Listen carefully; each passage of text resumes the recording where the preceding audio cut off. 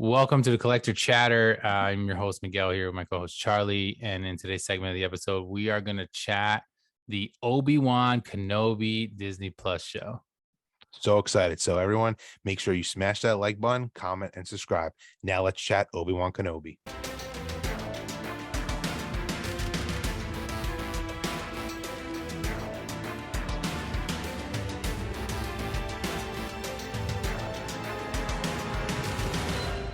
All right, now it's time to chat the Obi-Wan Kenobi show.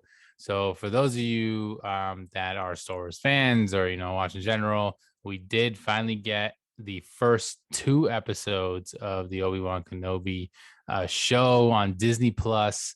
And we wanted to kind of do something a little bit different. Like we obviously talk about all Funko and collectibles. This still ties into that, but we're huge fans of movies and shows, and when it comes to Marvel, Star Wars, DC, regardless of what it is. Yeah. And we wanted to kind of just give a quick little recap. I don't know if is this going to be a spoiler, or you want to just kind of make it more I mean, surface level. I feel like we can do spoilers and we'll say spoiler and you just move on, fast forward a little bit. Unless, do you want to go into spoilers? I feel like it's fine to go into spoilers. The show's been out for, when you see this episode, it'll probably be about a week. So Yeah, if you wanted to watch it, you would have seen it, in my opinion. I know people are busy, may not have the time, but I want to do spoilers. I'm totally cool talking about everything. So I think what we'll do is we'll kind of just go in. Like, again, we're not going to go super hardcore in depth. Like, this is kind of more just like a recap and just like bringing up certain things. And like, because we do talk about collectibles and Funko, obviously we can talk about kind of like what maybe some Funko stuff that we think is going to come out of this. But yeah, just right off the bat, what's just your thoughts on the show in general? Obviously we got 2 episodes in one shot. So what do you think about that? So I love these first 2 episodes. This has been probably my most highly anticipated show, not just Star Wars project, like in a really long time. I grew up with the prequels, so like I love Ewan McGregor's Obi-Wan Kenobi. I mean, I'm a hardcore Star Wars fan in general, but like the prequels have a special place in my heart. And the fact that he's back playing the character, and like I love Hayden Christensen. Like I'm not like, I love the love he gets now, but he really got hated on like when these movies came out. And I'm just happy that he's back. He's playing Vader. I'm hoping we get some, Anakin Skywalker type scenes as well, and that he's here. And I loved the first 2 episodes. What did you think of them before we, give a little recap? Yeah, I thought the same thing. I thought they were great. I thought it's done really well. I mean, I love this whole, world that, Filoni and Favreau have done, and like just starting with Mandalorian and like that. I've even said it that's what really got me into the whole Star Wars verse. Yeah. Was I've seen like pieces of the original movies here and there back a long time ago, but I never really got into them. And then once I watched Mandalorian, I was just like hooked on like just that world, even though it was done a little differently, obviously, because I newer, but it got me getting into the older stuff and getting into the prequels and getting into the original 3 and stuff like that. And then every show, I feel like they've just done really well. And I was very excited for this one because it was going to kind of tie, like you said, some of that prequel stuff into, some the other movies and stuff like that. But yeah, I thought it was great. I thought it coming out in 2 episodes, I thought was great. I like that whole concept. I know some people have done that. Yep. When it's like, I think there's 7. There's going to be 6. So it's 6, funny. Right? Yeah. And that's been like the thing now, 6 episodes. Yeah. So short. And it dropped on Friday, those 2 episodes, but it's going to now go back to Wednesdays. So it is. Okay. So you're going to get those for half the series is going to be over in like less than a week, which is like it's crazy for myself, who's been like waiting for this forever. But yeah, after it ended, I just wanted to keep watching. So yeah. I mean, it ended obviously amazing. We'll get into some more detail in a little bit, but yeah, I thought it was good. It was paced well, and I thought it's obviously always filmed well. And like they do such a great job nowadays with like the volume technology. Say, like the technologies that they use is insane. Like it makes you feel like you're in the world, which I think is so cool. It's so awesome. Like, which is super, everything looks great. Yeah, it's super cool too. It's like I love watching the actors talk, and like for Ewan, it's like he made these movies like 20 years ago, and Yeah. that was like when green screen and blue screen Hmm. CGI technology was just like becoming a thing, and George Lucas was pioneering that. So he was just like amazed. He's like, this is just so cool that like I'm now acting in this like volume technology, which is essentially just like 360-degree screens, and it's like a computer engine rendering the images. So like he's actually, what you're seeing is he's actually seeing that stuff, like his environment when he's walking. It's not just digitally inserted after, which Yeah. I think It's like just VR almost, essentially, probably be exactly, the easiest way to describe which it. makes it just, I feel like you get better performances even out of the actors because they're not just looking at Yes. like a tennis ball, or they're just imagining what they read on the script is what is going to Yeah. ultimately be in it after. So yeah, I mean, the look of it is just amazing. And then even another thing that I thought was so cool, where this truly is like, it's takes place 10 years after Revenge of the Sith. So even though this is a Star Wars show on Disney Plus, it's not happening quote unquote in the Mandoverse. Yeah. And it started off with, I think, one of the greatest recaps like a production team has ever made, Yeah. Recap was of great. show. It was legitimately a recap of the prequels of, Hmm. Obi-Wan Kenobi / Anakin's journey. And then led you right into like someone like my wife has watched like all the Disney Plus shows with me. She's watched Star Wars with me. I mean, she's a champ. She enables my fandom and like support, like, but I'm not gonna sit here and say she's like a hardcore Star Wars fan. She likes the Disney Plus shows, like I said, but this allowed her to like, oh wow, I know I've watched those movies with you before, but I don't really remember anything. But like it got her like into watching the show immediately, which I think is a great way of like, if you want to jump into this show, kind of like how Miggs was saying with, how he got into Star Wars with Mandalorian. You're not going to love the show as much as like someone like myself does, but you could start off with just watching the show just by seeing that recap, which I think was awesome. I don't know if Yeah. you Which, agree. yeah, no, I agree. I thought that was perfect because, like I said, like I've seen the prequels, but they were a while ago, and I kind of just like went through them quick. I haven't seen them like multiple times, so like seeing that recap was awesome. But it was perfect because it sets you up into the world, sets you up where you are, the timeline. You got a much better idea of like, we can all say this, even I'm sure you as a huge hardcore Star Wars nerd, again, essentially, is that this world is so massive. There's so many different timeline jumps with different movies and shows and everything that sometimes it could be kind of like, all right, where does this fit in? Yep. So it definitely helped, build that picture of where we are. And then you get the whole aspect of Anakin and him and like what they're doing. So that that's going to be kind of like where we're going with this. And obviously knowing that, like you said, Hayden Christensen is back in it.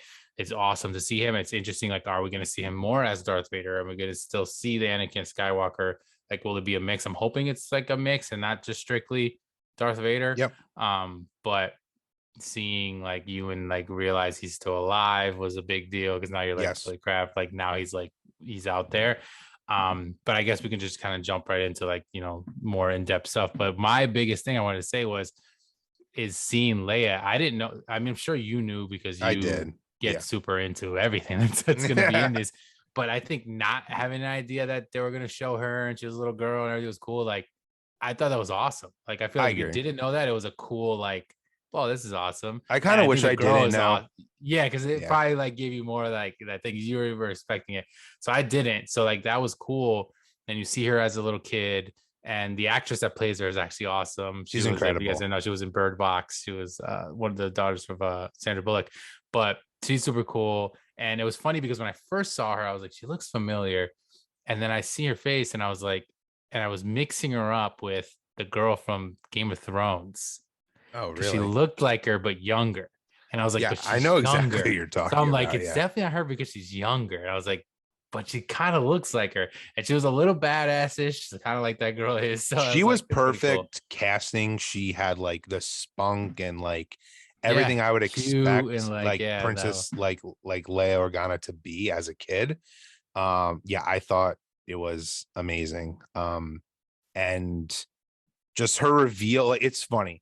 Like so spoilers, obviously we're talking about some spoilers here, but when you first get to go to Alderaan, which is just awesome too, because you never really see Alderaan in the movies, and you see like they're coming in and they're getting it looks like a little girl kind of Mhm. dressed in white. You're thinking, I'm like, oh my god, this is Princess Leia, it's happening. And then when there was a reveal that it was like one of her like handmaids or like Yeah. helpers, I like thought that was like amazing. And then I'm like, oh my god. So then my reveal of her was a little better, even though I knew she was going to be in it. And then Yeah. just kind of seeing her, and then she has like, clearly this was made to sell toys, but her droid is like Yep. super cool, which we're definitely going to get a Funko Pop of that, which that's like one that hasn't been announced yet, which I feel like there's no way we're not going to get one. I also feel like we'll get an Obi-Wan Kenobi one, probably him holding that droid. So then you get another variant of it. And like Yeah, we we said, got we're to talking, get Leia. We got to yeah, get we her got as to a get kid. Leia. I feel like we have to get, her dad, which I'm just so happy that they brought back Jimmy Smits to play. So Yeah. he is playing him in the prequels. It's just, I could go on and on, like just how Yeah, much I I like that loved it. they got a lot of the actors back from the prequels and stuff because they even got this guy's uncle, or Yeah, yeah, I always Uncle mess up his Owen. name. Yeah, so he's being played by Joel Egerton. George, and Um, that's what it is. Yeah. yeah, and I mean, Aunt Beru's gonna be in it too, who's his wife, and it's played by Mm. the original actress. Like they made sure like this felt like the true, if you want to call it sequel to Revenge of the Sith as it could Hmm. be. And once again, like to me, Ewan McGregor's the absolute best part of the prequels. Like he came out of that, Natalie Portman as well, but like they're the two most acclaimed actors that like they were nobodies when those movies came out, which is weird to think. He's just such in his element and he's so good in this part. And I loved, like, I mean, this is in the marketing of the show, but he is a beaten down, like depressed, like he failed Anakin. He's kind of just like doing what the Jedi that survived are doing. He's just like hiding low. Like he's obviously on Tatooine looking over Luke, which that was in the trailer too. But like I even loved seeing it in the show, like that he's looking Hmm. over him, and it was so cool to see like he has like a job where which is super cool. Yeah. There's this creature that is like dead within the sand, and they're like harvesting the meat off of it, and he just has this like mundane life where he just like, I mean, he's clearly miserable, but like he's doing what like for the great, his personality always was, he's a true hero and he's doing for the greater good. That he's laying low and his sole mission is to like watch over his best friend's son in Luke Skywalker. And Yeah. I think they portrayed that really well. Yeah, I think it's super cool that, like you said, like he obviously feels some type of way about everything that he, failed Anakin and all that stuff. So that's why I think that whole like reveal of him knowing that he's alive is going to add a whole nother aspect. Yes. Like where does that take him? And like knowing that, like that's going to be awesome to see. But yeah, him overseeing like Luke at the same time, while he feels like, I'm assuming at that point, like he failed one person, he needs to now like not fail Luke, and I'm sure that's why his mindset is that way. But the fact that he is laying low, he's living his life, and all at the same time, we get introduced into the Inquisitors, and like the fact that they're hunting down, Jedi in general, but obviously they're looking for him as well. Like you see like this whole dynamic of like him hiding and trying to be just living his life, and these guys and gal are all after him. But to get into them, so I didn't know much about them. So I mean, we talked about this before. Like I Yep. know they came from more of the animated side storyline. That side I didn't know too much about. I know who they were in the sense of like that they existed and what they kind of looked like. But I think you had mentioned the main girl, Riva. she's Riva. She's a she's new made up. character. Well, so there's Well, not necessarily made up, but X amount of no brothers and sisters that are yeah. Inquisitors. So she's been dubbed as the third sister. She just hasn't shown up in, we've only got Inquisitors in the video games, so they were a big part of the Jedi Fallen Order storyline Mhm. and in Star Wars Rebels, and like so they've never been in live action. So it's just funny because like my dad was like, oh, these are interesting, like I've never heard of them before. I'm like, yeah, because they're only in the animated stuff. Yeah. But it doesn't take, like, you don't need to have seen any of that to enjoy this. Like I said, it just, it's funny, something happens in these episodes where it's like, oh, I know something that's probably going to happen because I've seen Rebels, where if you were coming in this show dry of never seeing the cartoons, you wouldn't probably know that. So that also adds a little bit to it. But yeah, so Riva, not to go on a tangent, but she's new for the show, and I'm on the fence if I like her or not. I think she's clearly one of the main, parts of this story. And I have predictions about her. I personally think she's going to turn good at the end. I Okay. also think she was a youngling. I feel like so the show actually started off during Execute Order 66 and Revenge of the Sith, and then we got the 10-year time jump, and there's a character there that looked like her. And keep in mind, I don't know any of this. Like, I know I do read into a lot of things, but I don't want to be spoiled. Like, I didn't look at the Yeah. Leia spoiler as like knowing the story, but my prediction is she becomes good. She's just like, she's way too over the top, actually. Like, Yeah, I I want, think like, that's the one thing I don't like it's a little, love. I didn't really, she is my only, I didn't, she doesn't ruin anything enough for me to say I didn't like it, but just a little too over the top, a little too much, like going against the Inquisitors is kind of weird. Like the Grand Inquisitor is essentially her boss, and she could give two like, craps about that.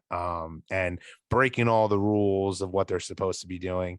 Honestly, she was so over the top. She made the Inquisitors look a little weak, which I Dude, I was didn't just like. you just took the words out of my mouth. I was gonna say that, like, not knowing much about the Inquisitors, I was shocked at thinking that they were like nothing. Like they were just Yeah, I think it because of was a how, little like, heavy handed with does her. she not doesn't she kill him? Yeah, Or is so he yeah, not really dead? so Or is like spoilers, like yeah. so Star Wars Rebels happens after this. He's alive. So Okay, so then okay. I'm assuming he's not dead, but that's Yeah, how but she episode. had to, if anything, attempts to kill this guy, and it's just so it was just done. That's why that was the one thing I was gonna say when you were bringing up about stuff. It was like, obviously we said spoilers and everything, but like the fact that she even got to that point and it like could have happened, and then she's just going out like her going against them. I wasn't so like I didn't mind that as much because she's a little bit rebellious. She kind of wants more power. Yeah, She's so hung up on like let's get Kenobi, and she's probably trying to prove something. So I get that, but it did just make them seem weak that she just kind of can overtake them and essentially just do her own thing. Like whereas not again, this is me not knowing really anything of the Inquisitors right off the bat. I felt like okay, these people are clearly like badass, and they're gonna be like a big problem. Like the Grand Inquisitor himself would be the biggest problem, not this like secondary character. yeah. That's kind of what I thought. But she is definitely over the top and a little too much. Like I wonder where they're gonna go with her because it seems like they're gonna use her more as the main like villain person with them. And then obviously once Anakin and Darth come into it, we'll see where that goes. But it is interesting, like her Yeah, dynamic. because another thing too, which I love the show too much. I'm not a nitpicker, so but the one thing too, which I loved the reveal, like you mentioned earlier, of when Obi-Wan finds out that Anakin is still alive and he is Darth Vader. My biggest gripe with that is one, that the person who breaks that news to him is Reva, a Yeah, new character, whatever, like fine. But here's where there's like they do a pretty good job of making sure this show is going to probably have a few issues with canon or make things that happen in the movies like you see it a different way now. But she shouldn't know that Anakin Skywalker is Darth Vader. Like no one really knows that in the galaxy. Like Palpatine knows it, but like why does she know? And the reason I'm thinking she knows is she may have been one of the younglings that survived him killing a bunch of them and yeah, knowing that he becomes Vader or something along those lines. yeah. So That that could be what how they tie it yeah, I because feel they're like definitely making her very important. Like even the fact that she was in, okay, let's tie it back to Funko. She's in that initial Funko wave, exactly. and there's only 4 total pops, and she's one of them. She's obviously a big And the character entire in the show. press tour, which they did a lot, and I watched every interview, whether it's on YouTube, TikTok, this or that. It's Hayden Christensen, Ewan McGregor, and Moses Ingram, who is Reva. So like, I mean, none of the other Inquisitor, like, because the one Inquisitor, I'm drawing a blank on his name right now, but he is the dude from Fast and the Furious, from Tokyo Drift, and then he was, Han, yeah, that's Han. the one with the thing on his head or Yeah, whatever. that's Han. So like, it's not like that's That's not him. like, yeah, he was kind of. It's just so funny when he got cast in the show. I'm like, who's he gonna be? And then I saw him do like a few like interviews when he was getting asked about Star Wars during like the Fast 9 like press junket.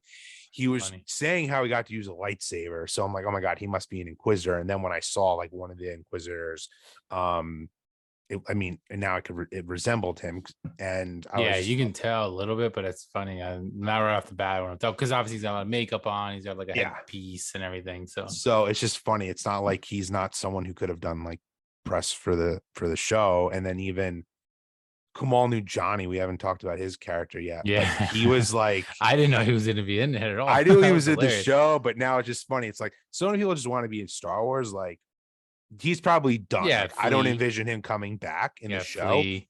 But it was just like I thought his character brought humor to it when he first came out to the screen. I was like, oh my god, like he's a Jedi. Like they made him a Jedi, and then spoilers, like you clearly find out he's a con man, which Yeah. then just fits like okay, perfectly. Like they gave the comedian like the comedic role in the show. Yeah. But I thought like I thought his character worked pretty well. Like I liked it. Did you?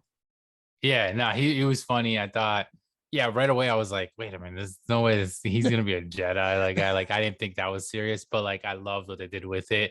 And like he fits that type of role perfectly, like him, like, just conning people and being kind of funny and joking around. So I did like it. It was a surprise to see him because I didn't know he was in it. But it's funny that you brought this up, but like I feel like with Star Wars, especially now with the shows, because with the movies, obviously it's a bigger production and bigger whatever. But with the shows, it reminds me a lot of like Game of Thrones, where like if you're a hardcore fan but you're an actor, like you try to find your way into Into it. an Yep. episode. And I feel like they're doing that now. And it's like it's cool and funny to see. But like you said, because you see him obviously, and like I was saying, you see Flea from Red Hot Chili Peppers, and he's obviously I know. He a was a pretty little out big of place. character. Yeah, he's a pretty big character, but it was kind of random.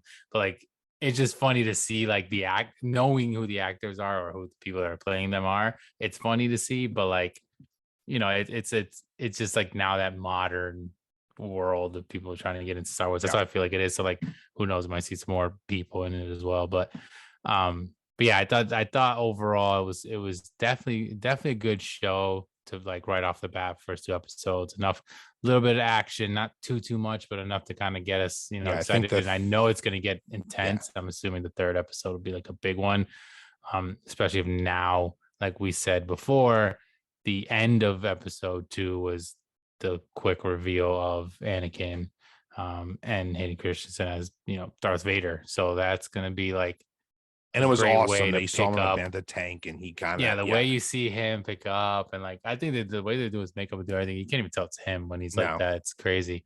But then like you see him, like he gets up, you hear him breathing, like the way It was they ended awesome. it. I was just like Yeah, the way they so ended that was happy. so sick. Both So, the like, episodes that's ended awesome. pretty well. Like I know, I mean, I watched them basically back to back, so I went right into it. But like the gist of the whole, I mean, I know we've been going back and forth because we're just excited talking about it. But the gist of the first episode was ultimately Leia gets captured and Bail Organa goes, because he's friends with Obi-Wan from back in the day, and he's just like, we need you like to come help find her. And he's really reluctant. He's like, nah, no, I'm not doing that. I'm not sacrificing myself, which I loved this part of the show though, because I was just like, how are Inquisitors going to find Obi-Wan Kenobi on Tatooine, knowing that's where he is when we start the original Star Wars movie. So they brilliantly had him leave Tatooine to go on this mission to find, so ultimately he can finds it and starts like, I got to go do this. I have to go find Leia. And it was also awesome. He goes and gets his lightsabers that he had buried in the middle of the desert, and he undoes the box and he has Anakin's lightsaber in there, which was that scene was just so awesome.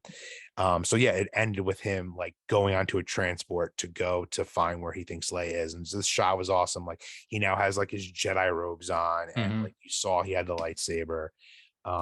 So I just thought that ending was so cool. And then it leads us into the next episode where he's goes to this other planet, which where he finds Leia, and that's where we see Kamal's character and the Inquisitors ultimately go there.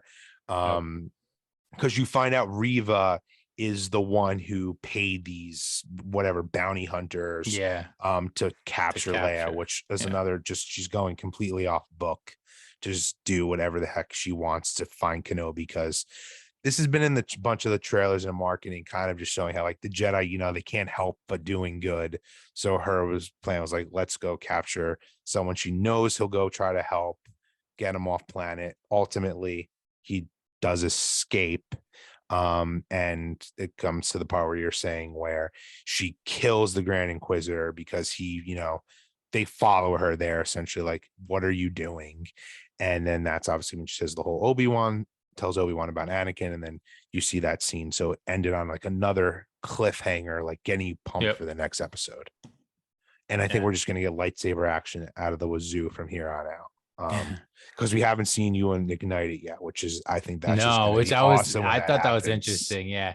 Because even when like Leia's like, are you really a Jedi? Like, which you're just I waiting for loved. him to just bust it out and be like, oh, and then her have a face or something that's going to like reveal, but he never does, except for when he does the Force. When he was a great callback though. Yeah. Which was good. Earlier in the episode, she was just kind of like, oh, if you're a Jedi, you could like lift things. And like, that's ultimately how he saves her, which I thought was great. Yeah. Yeah. So it was good. It's definitely done well. And I'm excited for like what's next.